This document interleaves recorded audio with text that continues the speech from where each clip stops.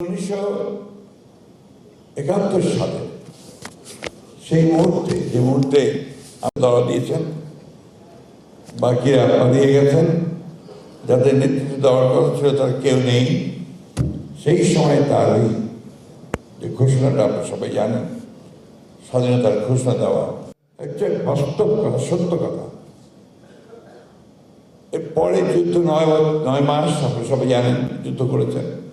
যারা তার সঙ্গে যুদ্ধ করেছেন তাদেরও গল্প আছে, অনেক অনেক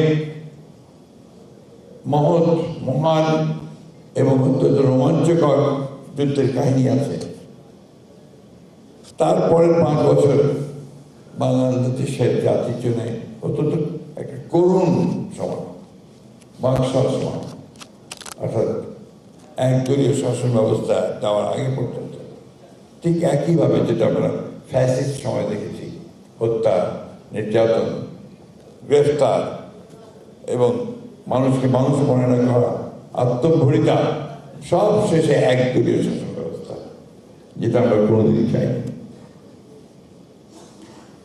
সেই ব্যবস্থা যখন পট পরিবর্তন হলো এবং খুব বিয়োগান্তক ট্র্যাজিক পরিবর্তন হলো, তখন আবার এই মানুষটির নামই কিন্তু আমাদের সামনে আসে।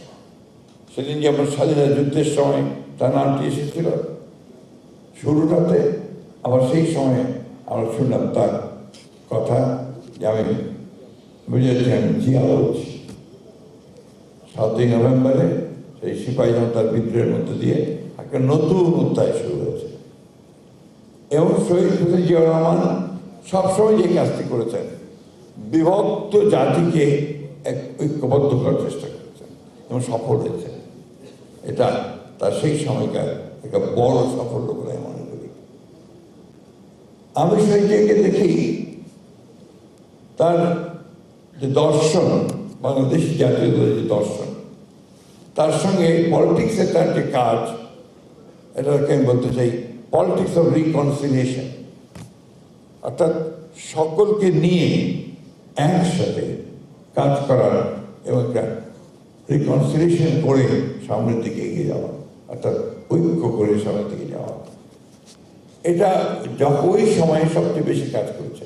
যার ফলে আপনারা দেখেছেন যে শহীদ প্রেসিডেন্ট জিয়াউর রহমান যখন গণতন্ত্র, তার বহুদিনের গণতন্ত্র তিনি নিয়ে আসলেন, সে প্রথম যে রাজনৈতিক দলগুলো আপনার সেখানে নিবন্ধিত হলো, তার মধ্যে প্রথম ছিল আওয়ামী লীগ।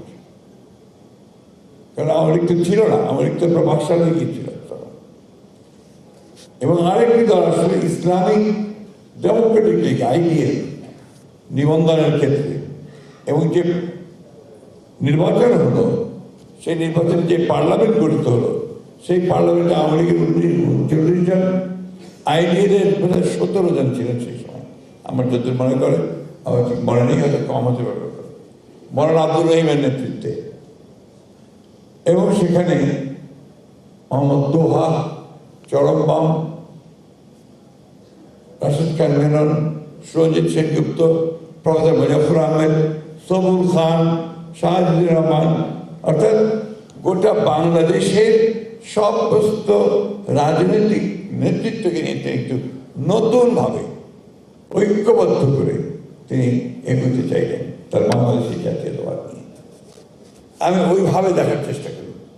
আমি সেজন্যই বলি যে নেলসন ম্যান্ডেলা ঠিক যেভাবে তার সব শত্রুদেরকে নিয়ে, রাজনৈতিক শত্রু প্রতিপক্ষকে নিয়ে, সবাইকে নিয়ে কিন্তু পলিটিক্স অফ রিকনসিলিয়েশন শুরু করেছিলেন।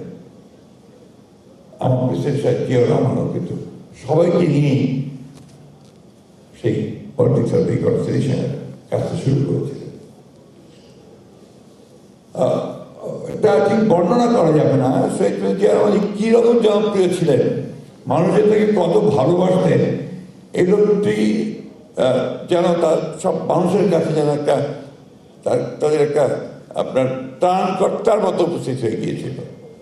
আমি বক্তব্য খুব সংক্ষেপ করব, যে কথাগুলো আমাকে সবসময় মনে হয় সে কথা বলতে চাই। কারণ উনি যেদিন শাহাদাত বরণ করলেন, সেদিন তো মনে হলো যেন গোটা বাংলাদেশ একেবারেই আপনার নিমজ্জিত হয়ে গেল অন্ধকারে। আপনার ওই সময় টাইম ম্যাগাজিনে আপনার ফ্রন্ট পেজ ছবি ছাপা হয়েছিল, সেই ছবিতে ছিল একটা রিক্সার পেছনের ছবি এবং সেখানে আপনার জিয়াউর রহমানের ছবি। তো যে টাইম ম্যাগাজিনের রিপোর্টার তিনি জিজ্ঞেস করেছিলেন একজন রিক্সাওয়ালাকে, যে ছবিটা লাগিয়েছিল জিয়াউর রহমানের, তুমি এই প্রেসিডেন্টের ছবি লাগিয়েছ? বলছি এই লোকটি ছিল আমাদের স্বপ্ন, আমরা একে দেখেই মনে করছিলাম যে আমরা এই দেশটা আবার বেঁচে উঠবে, জেগে উঠবে। আজকে সে চলে গেছে, মনে হচ্ছে আমরা সব অন্ধকারে চলে গেছি। এইরকম সৎ ভালো লোক আমরা আর পাবো কিনা সমাজে।